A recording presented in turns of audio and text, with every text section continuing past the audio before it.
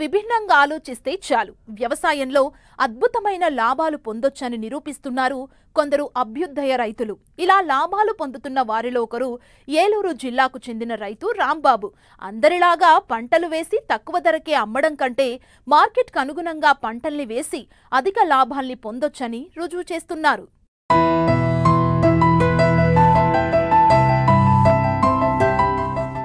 వాణిజ్యపరంగా సాగు చేసే పూలలో బంతి ముఖ్యమైనది.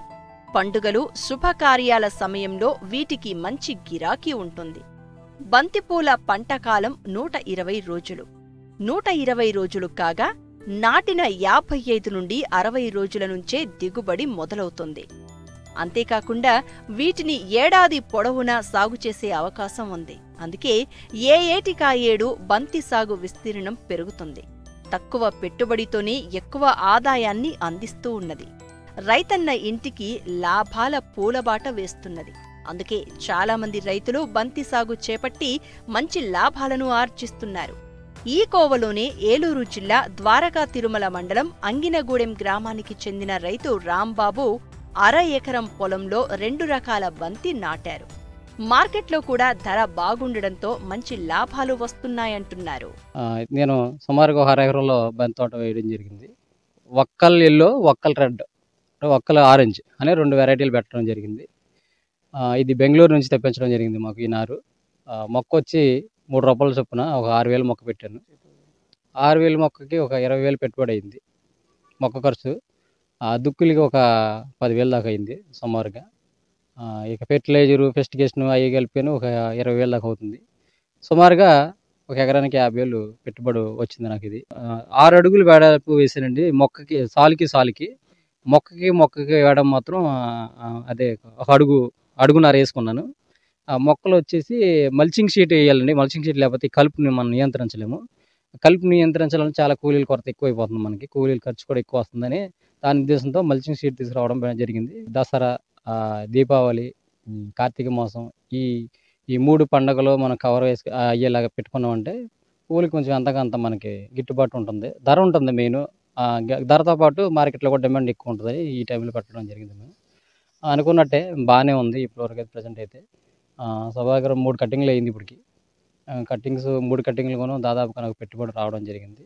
ఈ కార్తీక మాసం మొత్తం అయ్యేలోపు ఎలా చూసుకున్నా మనకి ఒక 30,000-40,000 మిగిలే అవకాశం కనబడుతుంది.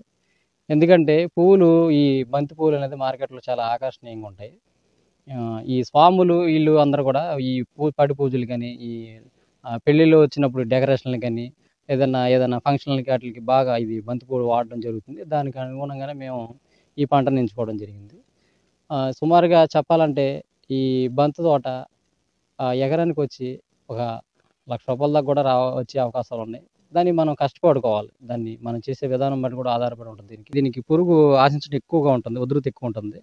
లబ్ధి పురుగు అని, పచ్చ పురుగు అని చెప్పేసి, దోమ అన్నీ ఉంటాయి. వాటికి మనం దానికి అనుగుణంగా మందులు కొట్టుకోవాలి. పురుగు మందు కానీ, అలాగే గ్రోత్ రావడానికి గ్రోత్ రకం కొన్ని మందులు ఉంటాయి. వాటిని చెప్తే మనకి ఇస్తారు. మనం వెళ్ళి పురుగు మందుల షాప్లోకి వెళ్తే అది టైంకి కట్టుకోగలగాలి. కట్టుకుంటే అలాగే వారానికి ఒక 3 సార్లు గట్టిగా ఎండలు ఉంటే కనుక 2-3 సార్లు ఇచ్చుకోవచ్చు.